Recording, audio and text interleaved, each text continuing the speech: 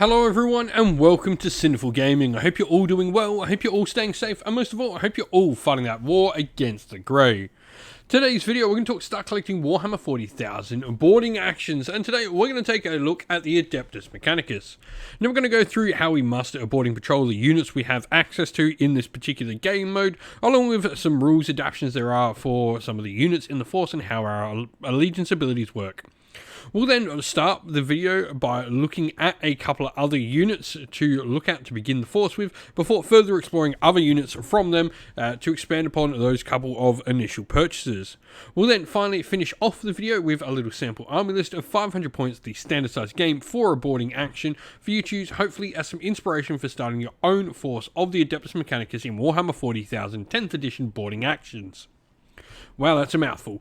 Now, mustering a boarding patrol for the Adeptus Mechanicus. You can include one of the following units: a Tech Priest Dominus, Engineer Manipulus, or a Techno Archaeologist. So you can take any one of those characters. You can also include a Katari Marshal, so this does mean you can fit two characters within your force, one of the more Mechanici and one of the Katari version. Now you can then include up to 3 of the following units: Katari Rangers and Katari Vanguard. Both of them must be at 10 models strong. You'll note with all the units down here that they all have unit sizes that they must come in. Now obviously 40k 10th edition has unit sizes locked and stuff like that, but if the case is there's a different unit size you could potentially take, you can only take the ones that are listed here on this page. So we then have the Corpuscari Electro Priests, Fulgurite Electro Priests, Cataphrone Breachers, Cataphrone Destroyers, Sicarian Infiltrators, and Sicarian Rust Talkers, where we can include up to one of each of those units. Rules adaptation wise, for the purpose of Doctrina Imperative Army Rule, the opponent's deployment zone is considered to be each of their entry zones, and your deployment zone is considered to be each of your deployment zones. Everything else is neither player's deployment zone.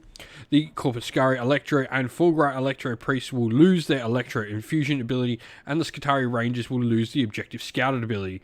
This, I think, is particularly important, as this really does, for me, put Katari Vanguard above Katari Rangers, as really that was the Rangers' big ability. So the Katari Vanguard playing with your opponent's objective control stat is, I think, a really good ability now, and just really puts them above Rangers. Lastly, the Tech Priest Dominus will lose the Data Spike ability, though not the biggest loss on that particular model. Today's video is brought to you by Gap Games, a fantastic retailer in Australia for a variety of different miniature war games. If you'd like to help support the channel, we have an affiliate link where by clicking on and purchasing, you'll help support the channel, but you'll also help support Gap Games, which is a fantastic servant to the community. And so, where to go to begin with? I think for me, the Katari Marshal is probably where I would start. I think there's definitely a place for maybe a Tech Priest, and we'll talk about that in a sec, as you could certainly swap this out for the Tech Priest, and the other unit will pair alongside it to begin with. But I think the Katari Marshal, Katari Vanguard will be an excellent place to start your force. They go together really nicely to complete one sort of unit together. Now, the Katari Marshal is a pretty flimsy character with toughness 3 and 3 wounds, but you do have quite a few cool abilities. The Control Edict means when this model is leading a unit, it gives out rerolls to hit, which is really cool. And the Service Goal Uplink, once per turn, you can select this model's unit for a stratagem, even if you've already used that stratagem for another unit in your army that phase. You've also got the Control Stave as well, where you can still be selected for stratagems, even if you are battle shocked. Now, obviously, he can lead Katari Rangers or Katari Vanguard, and Rangers are certainly an option, but for me, when you're looking at the units now, the Vanguard, with not losing their ability, which is Rad Saturation, while an enemy unit's within 3 inches of them, they'll have a -1 to their objective control. The fact they don't lose that just puts them miles ahead of the Katari Rangers. Now, you do have the option for one or the other war gear abilities. The Enhanced Data Tether to potentially give you some extra CP when you spend your CP on this particular unit, or the Omnispecs as well, where ranged units equipped by models in this unit have the Ignores Cover ability. I particularly like the Omnispecs in a boarding action, as this is, ignoring cover can be really, really critical in such confined spaces. Now, we do have a variety of different special weapons we can take. Radium Carbines, I think, with their Anti-Infantry 4+, really do come into their own over the weaponry of the Katari Rangers, where the Katari Rangers, as their standard weaponry, will have the galvanic rifles instead, which don't have that ability to have the anti-infantry rule. Now, we do have arc rifles, plasma cavaliers, and the transuranic arborquests as well, all as various different special weapons, providing us with a little bit more punch. Now, some of these weapons aren't going to be as good, but you're probably going to want to build them up with one of each of these, just for the sake of being able to use the unit in a variety of different game modes. And so, where to look to next to begin with, and this is what I was talking about, where we can sort of maybe go with a alternate option for a starter if you want, and that is the Tech Priest Dominus. Now, this is a little bit more survival with toughness 4 and 4 wounds, and you've got the Lord of the Machine Cult, where while this model is leading a unit, that unit will have Feel No Pain 5+, however, if it is going to be an Electro Priest unit, it'll have Feel No Pain 4+ instead. Now, we've got a variety of different weaponry. For me, I think the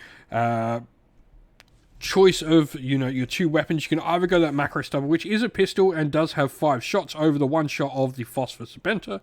I do think the Phosphor Serpenter with that damage 2 and the higher, AP and the higher strength is probably the better option, though I don't think with the macro stubber being, lots of shots and pistol is a bad option at all.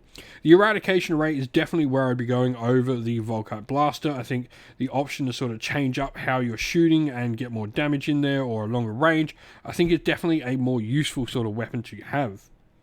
Now, we do have the Data Spike rule on this model, though that is completely not worried about in a game of boarding action. So, moving on, we then have the Electro Priests. Now, the one I've gone for looking at here are the Fulgurite one. These are the dedicated close combat ones. They, while the character is leading them, will be -1 to hit, though they have lost this particular Electro Infusion rule in a boarding action. But they have their Electro Leech Stave, which has devastating wounds for 2 attacks each, weapon skill 3+, strength 6, -1 AP, damage 2. I think they're a super solid unit to have. Now, the Cataphrons are the next option we have available, and I think Cataphron Destroyers, for me, with the ability to take some Flamers, are probably where I go for my unit of Cataphrons in the Force. I think the ability to combine these Cognis Flamers that they can take to replace their Phosphor Blasters with something like the Cataphron Plasma Culverin, which I think is a higher strength weapon, great there. You obviously don't need your heavy grav cannons, you're not going to be versing many vehicles, if any at all, in a game of boarding action. And you've also got the Sentinel Directives, where your Overwatch actually can be resolved on a 5+ for a stratagem, which I think is super, super useful in a boarding action, to be able to fire your Overwatches at that little bit better power. Now, lastly, we have the Sicarian Infiltrators, the last unit I want to talk about today. Now, the Sicarian Infiltrators are going to give you a much more dedicated close combat unit, much like the Fulgurite Priest we have available to us already. But they are going to have the Neurostatic Interference aura, where while an enemy unit's within 6 inch, each time a battle shock test is taken, you subtract 1 from the test, and while this unit's within 6 inch of one or more friendly Adeptus Mechanicus battle line, you can turn it into a -2 instead. Not always going to get that -2, as we only have the one other battle line we sort of talked about in the Katari Vanguard, and it's not as likely to have as many battle line units in this particular style of list. But they do have 2 different weapon loadouts, and the first of these is the Stub Carbine for 3 shots at a range, and their power weapons, which do have the AP and damage 1. Or you can go with the Taser Goads, no AP, same attacks, but you do jump up to strength 6, which is great for wounding Space Marines and some other tougher stuff at a 3+ instead. And also you get the Flechette Blaster, which jumps you up to 5 ranged attacks, though with lesser strength. So for me, I think it is, I like the Taser Goad because it also has Sustained Hits 2 on there as well. So no AP, but Sustained Hits 2 is really nice. And the Flechette Blaster, the more shots, the pistol can be really nice at helping clear out any sort of large infantry blobs you find in the confines of a Space Hulk. And so here we have our sample army list of 500 points for the Adeptus Mechanicus in a boarding patrol. Now we have the Katari Marshal and the Tech Priest Dominus both within the Force, and the big thing here is the enhancement we've gone for on the Tech Priest Dominus. Now, you can choose the Cogitator Override node only on a Tech Priest model, but it can be any one of the different Tech Priests we have. Now, the bearer can perform the Operate Hatchway action while it's within 9 inch of a hatchway, which is pretty cool. Now, if your opponent attempts to prevent that action from being completed, you can use the bearer's strength characteristic as if it was within 1 inch of the hatchway instead.